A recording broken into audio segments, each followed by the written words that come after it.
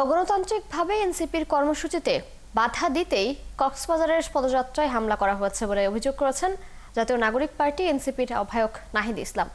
আগামীতে আবারও কেউ ভয়ের সংস্কৃতি তৈরি করতে চাইলে তাদেরকেও পতিত সরকারের মতো রুখে দেয়া হবে বলে হুঁশিয়ারি করেন তিনি। শনিবার রাতে এনসিপির বান্দরবন পথসভায় তিনি এসব বলেন।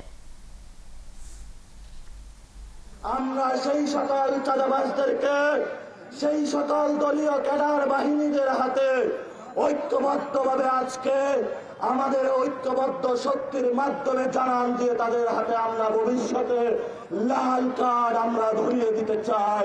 আমাদের যে এই ধর্মীয় এবং আমাদের যে জাতিসত্তার যে বৈচিত্র্যতা রয়েছে সংবিধানে সেগুলোকে স্বীকৃতি দেওয়া হোক এবং পাহাড়ে যে অসন্তোষগুলো রয়েছে সে অসন্তোষগুলোর আলোচনার মধ্য দিয়ে সমাধান হোক। পাহাড় কিংবা সমতল দুটিই হচ্ছে বাংলাদেশ।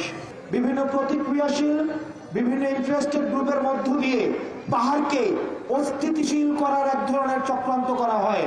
কক্সবাজারের চকরিয়ায় আমাদের বহরের উপরে হামলা করার চেষ্টা করা হয়েছে, আমাদেরকে বাধা দেওয়া হয়েছে।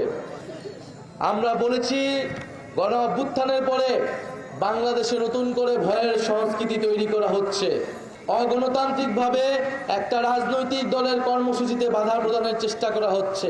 যেই অগণতন্ত্রের বিরুদ্ধে, যেই স্বৈরতন্ত্রের বিরুদ্ধে এবং মত প্রকাশের স্বাধীনতার পক্ষে গণ অভ্যুত্থানে করে নেমেছিল, ইনশাল্লাহ সামনের দিনেও যদি ভয়ের সংস্কৃতি কেউ তৈরি করতে চায়, জনগণ আবারও রাজপথে নামবে।